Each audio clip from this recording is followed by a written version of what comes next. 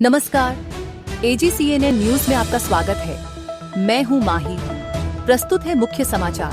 बुंदेलखंड में नया आरोग्य केंद्र। प्रधानमंत्री मोदी ने बागेश्वर धाम कैंसर अस्पताल का किया भूमि पूजन। प्रधानमंत्री नरेंद्र मोदी ने अपने संबोधन की शुरुआत जय जटाशंकर धाम के उद्घोष से की। उन्होंने कहा, बहुत कम समय में मुझे दूसरी बार वीरों की इस धरती बुंदेलखंड आने का सौभाग्य प्राप्त हुआ। इस बार तो बालाजी का बुलावा आया है। यह हनुमान जी की कृपा है कि आस्था का यह केंद्र अब आरोग्य का केंद्र बनने जा रहा है। प्रधानमंत्री मोदी ने कहा कि कुछ नेता और विदेशी ताकतें धर्म का मखौल उड़ाकर देश और हिंदू आस्था को कमजोर करने की कोशिश करती हैं। ये लोग मंदिरों, संतों और संस्कृति पर हमले करते रहे हैं और हमारी परंपराओं को अपमानित करना इनका एजेंडा है। छतरपुर जिले के बागेश्वर धाम में बनने वाले बालाजी सरकार कैंसर इंस्टीट्यूट का भूमि पूजन आज दोपहर 1 बजे प्रधानमंत्री नरेंद्र मोदी द्वारा किया गया। इस अस्पताल का निर्माण 4 चरणों में पूरा किया जाएगा, जिसमें पहले चरण की लागत करीब 200 करोड़ रुपए आंकी गई है। 100 बेड वाले इस अस्पताल के लिए 25 एकड़ भूमि चिन्हित की गई है और पहले चरण को 3 वर्षों में पूरा किया जाएगा। आगे चलकर यह अस्पताल मेडिकल कॉलेज का रूप ले लेगा। इस अस्पताल का उद्देश्य कैंसर जैसी गंभीर बीमारी का इलाज करना और गरीब मरीजों को निःशुल्क उपचार उपलब्ध कराना है। अस्पताल में जर्मनी और इंग्लैंड के विशेषज्ञ डॉक्टरों की सेवाएं भी उपलब्ध रहेंगी।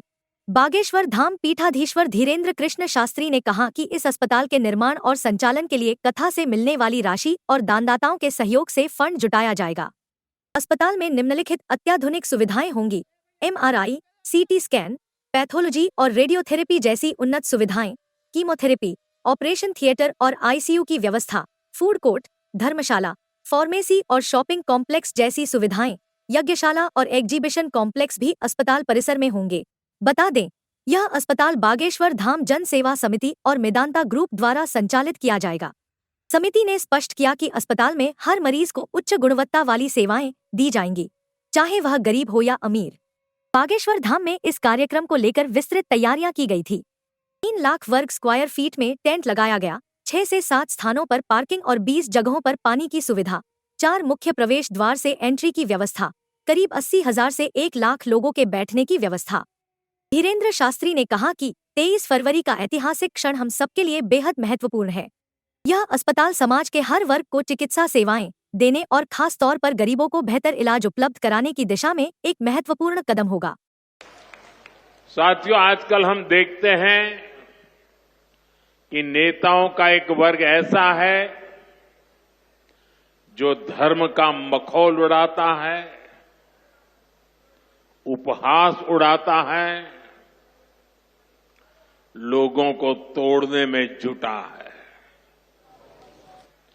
और बहुत बार विदेशी ताकतें भी इन लोगों का साथ देकर देश और धर्म को कमजोर करने की कोशिश करती दिखती है। हिंदू आस्था से नफरत करने वाले ये लोग सदियों से किसी न किसी भेष में रहते रहे हैं। गुलामी की मानसिकता से घिरे हुए लोग हमारे मत, मान्यताओं और मंदिरों पर, हमारे संत, संस्कृति और सिद्धांतों पर हमला करते रहते हैं। ये लोग हमारे पर्व, परंपराओं और प्रथाओं को गाली देते हैं। जो धर्म, जो संस्कृति स्वभाव से ही प्रगतिशील है, उस पर ये कीचड़ उछालने की हिम्मत दिखाते हैं। हमारे समाज को बांटना, उसकी एकता को तोड़ना ही इनका एजेंडा है। इस माहौल में मेरे छोटे भाई धीरेन्द्र शास्त्री जी काफी समय से देश में एकता के मंत्र को लेकर लोगों को जागरूक करते रह रहे हैं। अब उन्होंने समाज और मानवता के हित में एक और संकल्प लिया है। इस कैंसर संस्थान के निर्माण की ठानी है। यानी अब यहां बागेश्वर धाम में भजन, भोजन और निरोगी जीवन तीनों का आशीर्वाद मिलेगा।